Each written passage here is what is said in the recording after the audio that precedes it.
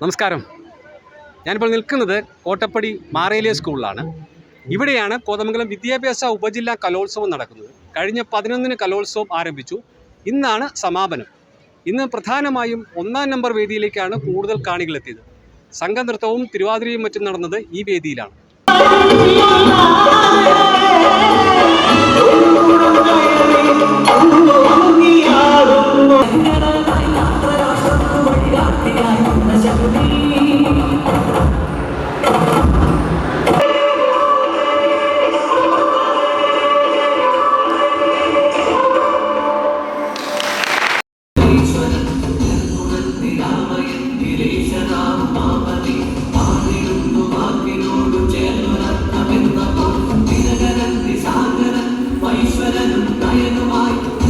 ഇന്ന് രാവിലെ മത്സരം ആരംഭിച്ചപ്പോൾ 1-ാം നമ്പർ വേദിയിലെ ഇരിപ്പിടങ്ങൾ നിറഞ്ഞിരുന്നു.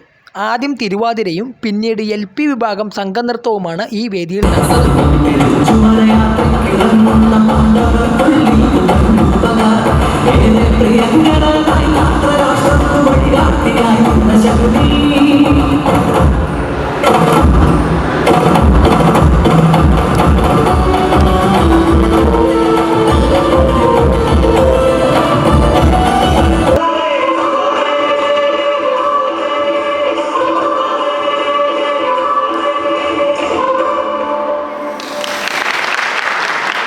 ഗോത്രകലകളായ മംഗലം കളി, ഉരുളനൃത്തം, പണിയനൃത്തം, മലപുലയ ആട്ടം എന്നീ ഇനങ്ങളിലെ മത്സരവും ഇന്ന് നടന്നു.